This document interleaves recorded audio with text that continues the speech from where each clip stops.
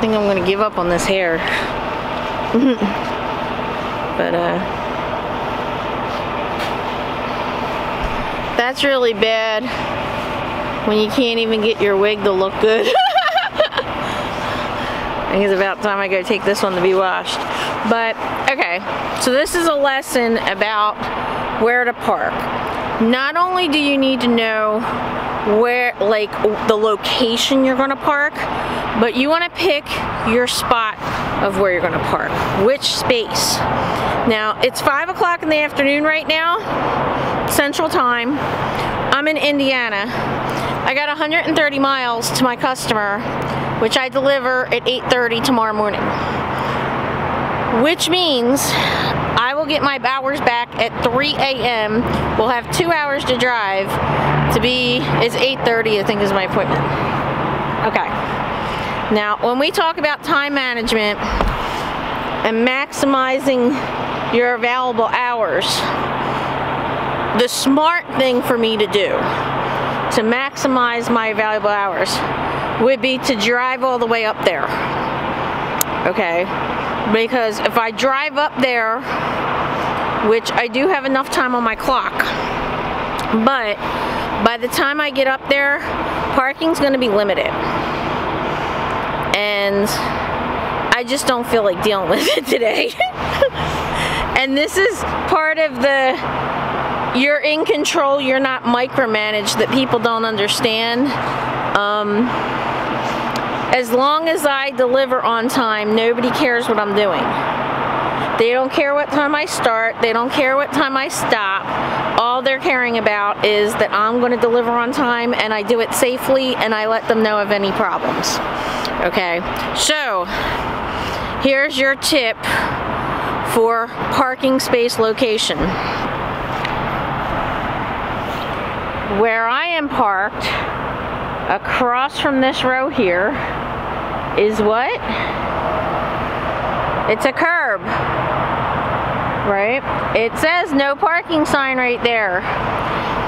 Guess what? Nobody's gonna pay attention to that sign, they're just not gonna care. They're all gonna be parked there.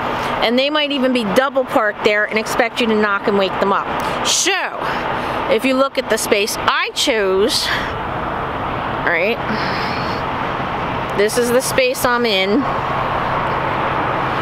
I can pull straight out without even bending. I won't even come anywhere near the person that parks next to me here. So if somebody parks out there along that curb, it's not going to matter. It's not going to matter to me because I'll be able to go straight out without hitting this guy over here, without hitting the guy that's going to be illegally parked tonight across from me, and nobody can park where that snow mound is that might potentially block me in the way it's curved around and the snow mound is there. So that's a perfect place to park in my spot. This spot that I'm here right here, this would be a great spot too, because it's the same thing. You'd pull right out. There was a truck here when I parked, so something else to take notice of. You notice nobody's parked on the end spots.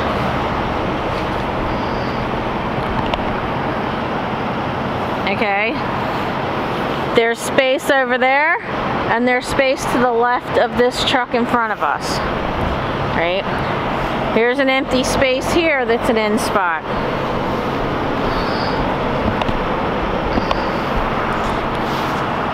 You got 2 seconds to figure out and take a guess why nobody parks on the end spots. You guessed it right! When everything gets jam-packed and fills in and somebody comes around the corner, they're gonna park in that side there, they're gonna hit somebody, they're gonna pull out. So nobody wants to park on the ends. Certain companies, and I believe Swift is one of them, so Swifties, go ahead and let me know if it's true. They will reprimand you.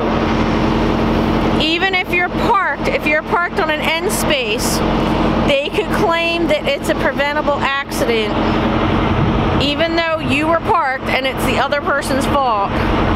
I don't know how this is done, and I don't know what the legality would be or the ability to appeal it, because if you're parked and somebody hit you. So I don't understand it. I've heard from Swifties that if you hit a deer, you're supposed to tell them the deer hit you. If you hit the deer, it's a preventable accident, but if the deer hit you, it's a non-preventable. To me, that sounds crazy. It's a freaking deer. At Prime, our safety department tells us, hit that freaking deer. Do not swerve. If you swerve, you could kill somebody. You could lose control of the rig. You could flip over. You could die to save a deer. We all love Bambi out here, but you know what? Sometimes Bambi just, like, you know, doesn't give us a choice. You know, and yes, I've hit two. I've hit 2 deer. I hit 2 deer with my second truck, with the same truck.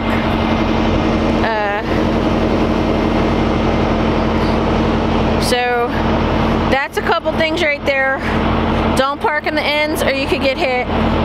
Check with your company's policy to see their policies as far as parking. You know, to me it's a legal space. I shouldn't get reprimanded for being parked in a legal space. You know, ask your company about the deer thing. Because to just have the ability to word it differently, like Prime, you know, when you go into their safety system, they have everything coded. So hitting a deer at Prime is considered NP for non-preventable, and I think it's code 5 for animal involved. So it's not your fault. It's not your fault. But back to the time management thing. Okay. When I start my clock tonight, I get my hours back at 03:30. Okay. If I leave at 03:30 and leave here and go straight there, I'm probably going to get there 05:30. I think I'm a little bit more than 130 miles, so it might be 6 o'clock. That gives me a 2-hour window, 2.5-hour window before my appointment time. Okay. I normally joke and tell my students that if we're not 3 hours early, then we're considered late. And I'm sure somebody will comment below and tell you that's the truth. That's what I told them. They even told my fleet manager I told them that. But the idea of getting there as close as possible has to do with not the 70 clock, but our daily clock. If I drove all the way up there tonight, so it's 5 o'clock, I'd get there at 7 o'clock at night probably, 7:30 at the latest. Okay, I'd wind up getting my hours back at 5:30. Depending on how close I could park, you know, I'm not starting my clock until as late as possible. And because of that, by the time I get out of that delivery, I'm going to have a lot more time on my clock to be able to use. And when you have more time available to you, it allows your fleet manager to give you a longer load.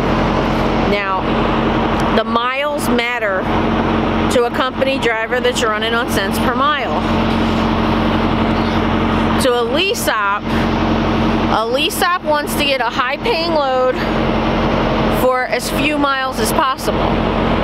So, would you rather have, as a lease op, a 3,000 mile load paying $3,000, which is $1 a mile when it works out, and if your operation costs are 60 or 70 cents a mile, you're actually only profiting 30 to 40 cents a mile. Okay, so as a lease op, it would be better to take a 1,000 mile load that's paying $2,000. A 1,000 mile load that's paying $1,500. That that would be better than taking the 3,000 mile, $3,000 load. That 3,000 mile load is going to take a solo driver all week. So your revenue for the week would be $3,000, which isn't going to help you. It's not going to help you. Okay, that's one thing. It's also going to cost you a lot more in fuel to go 3,000 miles than it's going to cost you for fuel for the 3-day 1,500 mile run. Another issue when you come to lease is at Prime you get charged a cent per mile. That's what goes towards the maintenance fund, the tire fund they call it. It also goes towards your excess miles fund. So the excess miles at Prime is on a tier system. So between, say, 3,000 miles and 4,000 miles, it might be 1 cent per mile. Between 4,000 and 5,000, it might be 2 cents a mile. And it goes that way. But all in all, when you add it up, if you're running a team and you're doing more than 5,000 miles a week, you're paying almost $500 a week just for those mile type of contributions. So you want to get lower miles on your loads at higher revenue. Okay, the lower miles is going to reduce your costs in fuel consumption. It's going to reduce your time because you're not going to be wasting your time driving for a cheap load. Also, something that comes to time management that a lot of people don't think about. I know I'm going into a lot of stuff and that's not what I was going to do, but a lot of people don't think about, if you have a lot of time on a load and you're sitting and you can take a 34 and then go deliver that load, that's awesome, because then you have a full 70 clock that you could go run with. However, and I really think that this is, you know, should be something that lease ops think about, and I've realized a lot of new ones don't. If you have a lot of time on a load and you have a clock that you can run with, a 70 you can run with, you don't want to be sitting there that extra 24 hours, that extra 34 hours. So the smart thing to do would be to see if there's a drop yard in the area. If you can get your load to a drop yard 24 hours before the appointment time, where Prime would still be able to get somebody to take that load, then do that, get your next load and get rolling. Don't waste that 24 hours or that 34 hours that you could be rolling. And I see people that do this, that don't do this. They don't think to do it. And it's like, okay, well, you know, if you're coming, say, past Missouri, and you're going to Arkansas, Tennessee, whatever, and you have this load that's not delivering for another 24 hours, don't sit on it, go drop it off at the terminal. Go into Springfield and say, look, this only has 300 miles left on it, but it's got 24 hours, you can absolutely find somebody to go cover this load. And they will. And when you do that, then you could go take your 10-hour break, and you could go run with your next load. That might actually be a much higher paying load. Always try to find, as a lease op, high revenue, low miles. Low miles equals less money out of your pocket for the miles, less money out of your pocket for the fuel. That's my tip for the day. Okay.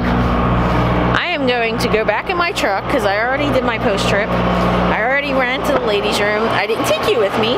And I think I'm gonna go work on some videos for you guys.